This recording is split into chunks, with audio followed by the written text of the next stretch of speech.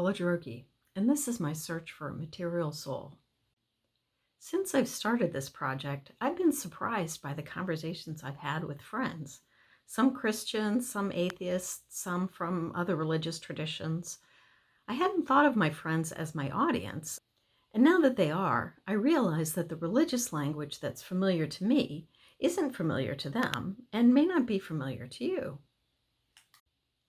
I've also been surprised to talk about religious beliefs with people I've known for years, but have never talked about spirituality or lack of spirituality.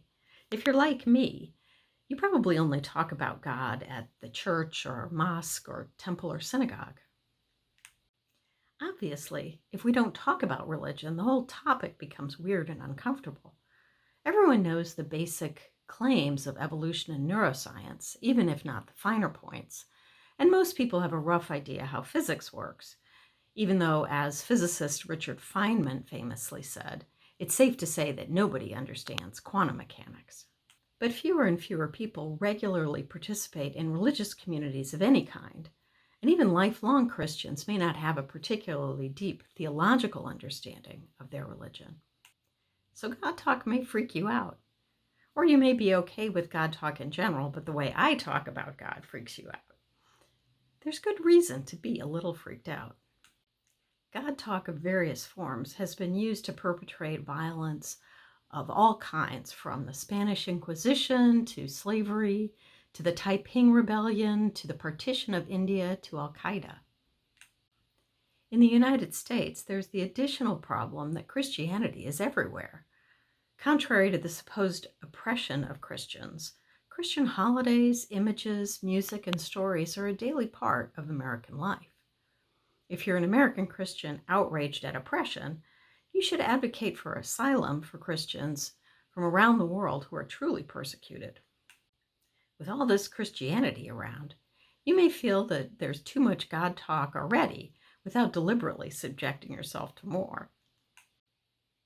It may also feel a little voyeuristic to be investigating or questioning or commenting on someone else's religion. In my existentialist theology discussion group from the Dreams of Faith video, one of the students was curious about church, but felt uncomfortable going to a service without any intention of joining. And I didn't offer to take her to church with me because I didn't want anyone to think that I was trying to convert them to Lutheranism. Lutherans probably don't have a better idea about the nature of God than other religions. Much more likely is that God is complex enough to encompass many versions. The problem, from a philosophical perspective, is what to do about the contradictions that result. You can't just pretend that monotheism and polytheism are compatible, or that it doesn't matter whether you think God created the world or whether the world is an illusion. These sorts of contradictions are serious obstacles to the search for a material soul. We all share a physical world. Does that mean we all share a spiritual one? If so, which one? If not, does that mean the spiritual world isn't real? We need to get past our awkwardness about religion in order to even discuss these questions. Plus, it's good to be a little freaked out. You should know that causing discomfort by ideas is what I live for. Socrates, who is the Platonic form of the philosopher, considered himself a gadfly, peskily questioning people about all the things they thought they knew. You might wonder why you should put up with all this irritation. Socrates argued that his pesky questions were necessary to prod people to think about what they believe. If you were raised in a religious tradition, you may never have questioned why you believe that doctrine. You may not even know what the tenets are for your religion. It's always amusing when blowhard politicians can't name the commandments they insist must be posted in government buildings. Watch the classic Colbert Report interview with Congressman Westmoreland, who could name only one. It's funny, but also sad. How can people impose their belief system on others when they don't even know what they believe? Is it really just about power? And if you're not Christian, a reason to put up with my God talk is the value of developing a basic literacy of the religion that has shaped much of Western civilization. for better or worse. I plan to consider other religions over the course of this series, so it won't be only Christian God talk. We should all be better able to speak one another's religious language. In my last video, I considered the importance of words to being the kinds of minds we humans are. Even if simple minds use non-linguistic forms of thought to represent the world, humans do a lot of thinking in words. The sort of thinking we do without words is literally formless. Feelings like joy or anger, or even the vague sense that something is right or wrong, can prompt a reconsideration of ideas, but without the structure of language, those feelings are fleeting and incommunicable. Words allow us to compare similar experiences and learn about experiences that we haven't had ourselves. Words are an essential tool humans use to make meaning. We need to understand God talk because we've used religious language in developing a sense of ourselves and our world. Even if you're inclined to be dismissive of this history as primitive and superstitious, it is absolutely our history, and it informs who we are now and who we imagine being in the future. As I'll explain more when I talk about the nature of a self, humans are not and have never been self-made men, contrary to the claims of mostly men. The self is a construction from memories, the body and its responses to the environment, social relationships, and other interactions over the course of a life. Who you are as an individual is dynamically shaped as you develop from a helpless infant through your teenage years and on to adulthood. You are the result of particular experiences and opportunities that you've had. Your intelligence or talent at sports, or whatever you think of as essentially you, is an important but a small part of who you are. Being a philosopher is absolutely the heart of myself, but if I had been born at a different time, my philosophical heart may never have begun to beat.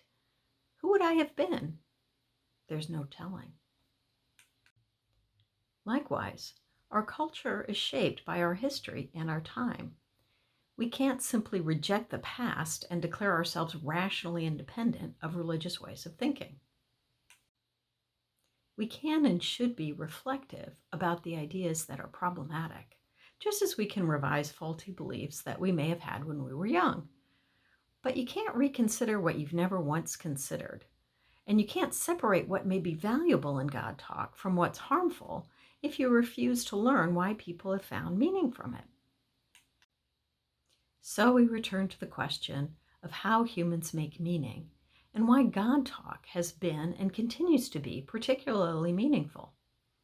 I'm convinced that meaning making is the source of the sort of soul that I'm seeking. And I'm pretty sure the process can be explained in material terms. That is, I think if we go slowly enough, we can figure out how and why humans find meaning in religion without needing to invoke the supernatural. The next step in the journey takes us through the wilderness of consciousness theory. I've been wandering there not quite 40 years, and will try to guide you through some of the more treacherous areas.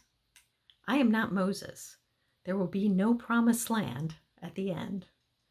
What I hope to provide is a sense of how consciousness might have evolved from more simple forms of representation, like stimulus response forms of conditioning. Some take consciousness to be an inexplicable, non-physical something that shows materialism is incomplete. But if consciousness is not material, then there's no point to search for a material soul. Spirituality, God, angels, demons, the multiverse, and whatever other worldly supernatural beings you like can be added without cost. Our conscious experience is the means by which we engage the world. If that's not physical, then it'll be difficult to justify the rejection of other non-physical things. The scientific story of how everything fits together is the best reason to be skeptical of supernatural stories like miracles or alien abductions or communication from beyond the grave. We need a physical explanation of consciousness to even begin searching for a material soul. To prepare for the difficult problem of consciousness, spend some time paying attention to your conscious experience. That seems like a simple task, but you may find it's quite difficult. Because we use consciousness to engage the world, being conscious of consciousness disrupts our everyday experience. We become self-conscious, which is a different form of consciousness. Try anyway to get a sense of your plain old conscious experience. What is it like? How is it different from unconscious experiences such as dreamless sleep or walking a routine path while you're thinking about something else? If you're a little freaked out by God talk, there won't be much of that in my explanation of consciousness. You may find that neurophilosophy talk is even more freaky.